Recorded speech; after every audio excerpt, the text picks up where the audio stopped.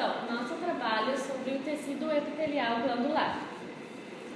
A principal função dele é produzir e liberar secreções, tanto por meio interno quanto por externo. Ele produz secreções viscosas e escorregadias, que são as mucosas, aquosas e límpidas, que são as serosas, ou mista, que é a mucosa mais a serosa. Um exemplo é a síntese de proteínas, secreção de esteroides, suor e saliva. A classificação. Glândulas unicelulares são isoladas e em grande número são denominadas glândulas.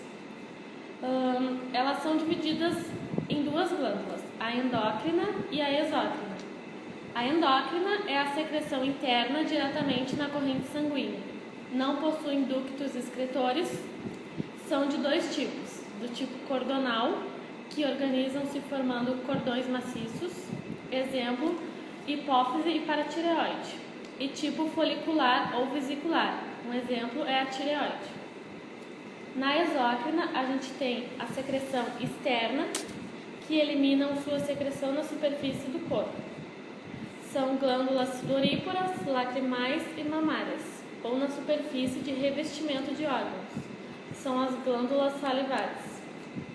Apenas um ducto é a glândula exócrina simples.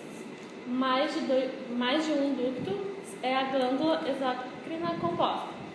Elas distinguem-se em duas porções. A porção secretora, que é a parte constituída pelas células secretoras, e o ducto excretor, que conduz a secreção. Elas têm diversos formatos. O primeiro formato é a glândula tubulosa, que são células em fórmula de tubo. Glândula arredondada, que são células em forma arredondada. E a glândula alveolar, que são um formato semelhante a um triângulo. Também são classificadas quanto à porção secretora. Glândula holócrina, junto com a secreção saem as células que a produzem. Glândula merócrina, apenas lança o produto de secreção. E glândula apócrina, sai o ápice das células que compõem a glândula. A formação das glândulas. Se originam de um tecido epitelial de revestimento, onde a proliferação ativa das células do broto epitelial faz com que penetrem no tecido conjuntivo. Se for a formação de uma glândula exócrina, essa glândula mantém comunicação com seu epitélio de origem, originando no seu final uma porção secretora. Se for endócrina, a parte da coluna ligada ao epitélio degenera, as células morrem e são reabsorvidas. As células restantes se reorganizam e passam a ser envolvidas por vasos sanguíneos. Quanto aos componentes de uma glândula exócrina, elas são constituídas de uma porção secretora e de um ducto excretor, como eu tinha dito anteriormente. No intestino, há uma glândula que possui ao mesmo tempo uma porção secretora e a outra excretora. A porção secretora, as células se reúnem em pequenas estruturas em torno do espaço central. O ducto excretor, o epitélio que forma o ducto, costuma ser simples cúbico. Quanto à ramificação do ducto excretor, glândula simples, porção secretora e ducto excretor único, havendo um só ducto e mais de uma unidade secretora, simples ramificada. Glândula composta, onde o ducto excretor é ramificado. Quanto à forma da porção secretora, A e B, unidade secretora em fórmula de tubo, tubulosa. A C, a gente tem a mesma denominação, mesmo não tendo ducto excretor. Na D, a gente tem a tubulosa simples ramificada.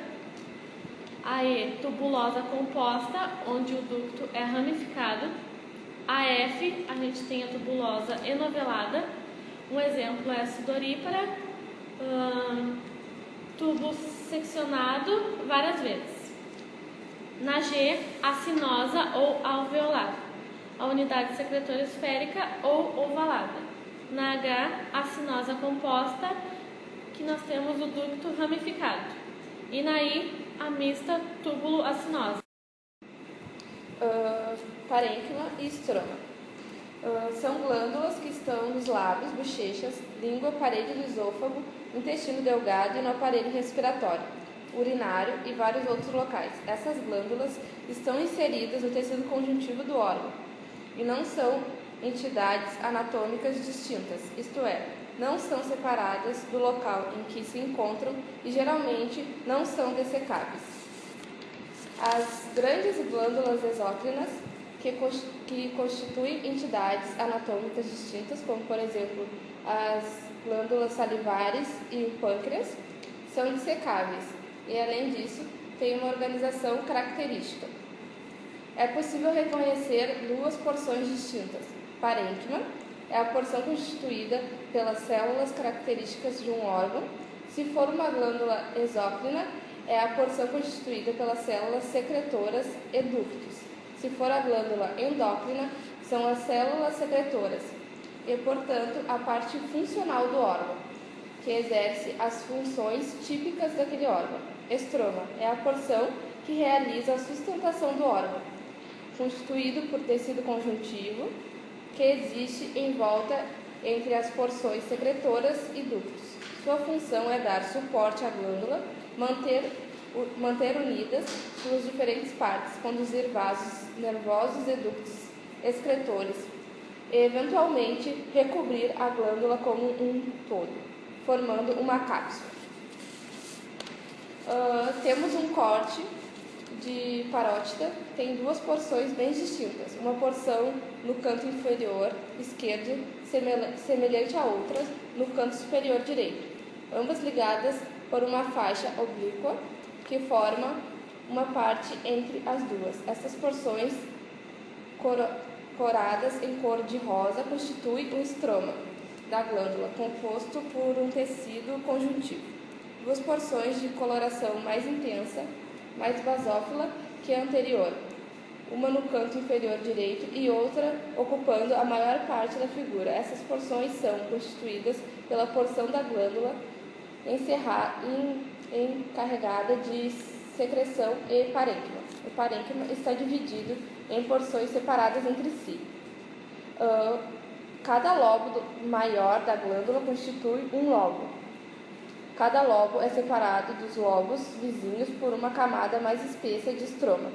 Os lóbulos, por sua vez, são constituídos de agrupamentos menores de porções secretoras denominadas lóbulos. Os vários lóbulos são separados entre si por delicadas faixas de estroma.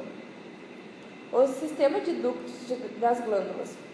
Nas glândulas salivares principais e pâncreas, a secreção presente na luz de cada porção secretora é lançada inicialmente para um ducto muito pequeno, denominado ducto intercalar,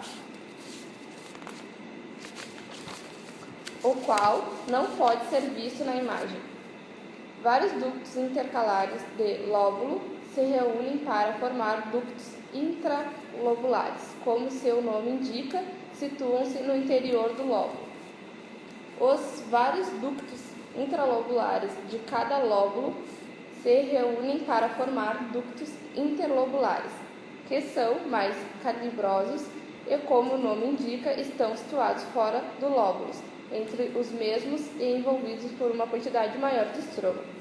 Os ductos intralobulares dos vários lóbulos se reúnem em grandes ductos extralobulares, os quais se reúnem para formar um ou dois grandes ductos, que se desembocam em cavidades oral, intestinal e que transportam toda a secreção da glândula para essas cavidades. Glândulas endócrinas. A maioria das glândulas se formam a partir do crescimento de um broto epitelial, que se forma em um epitélio de revestimento. Na formação das glândulas endócrinas, a continuidade entre o epitélio e a futura porção secretora é perdida às células desta porção. Glândula endócrina cordal. Suas células se organizam em cordões, colunas ou placas de células. Estas placas têm formas diversas e são envolvidas por um capilar sanguíneo que recebe os produtos de secreção e distribuem pelo sangue. Glândulas endócrinas foliculares. Suas células formam um epitélio simples que pode variar de pavimentoso a colunar.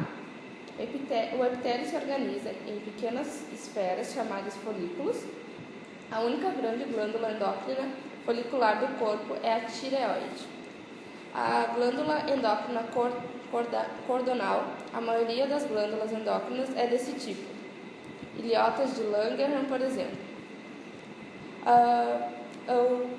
Na imagem de ilhota de Langerhans, na qual se observam cordões de células. Cordões são os que se vê em um corte, porém tridimensional. São pequenas placas. Os cordões são envolvidos por uma rica rede de capilar sanguíneo. Nesta imagem são vistos como espaços circulares ou elípticos, vazios que estão ressaltados em vermelho. Glândula endócrina folicular. As células desse tipo de glândula endócrina formam a parede de pequenas esferas, denominadas folículos. As células se organizam em forma de um epitélio simples. A tireoide é o melhor exemplo de glândula endócrina desse tipo folicular. A parede do folículo é formada por um epitélio simples que pode ser pavimentoso, cúbico ou colunar, dependendo do estado funcional do folículo. A secreção contida no interior deste folículo é chamada coloide e contém os precursores do hormônio tireoidiano.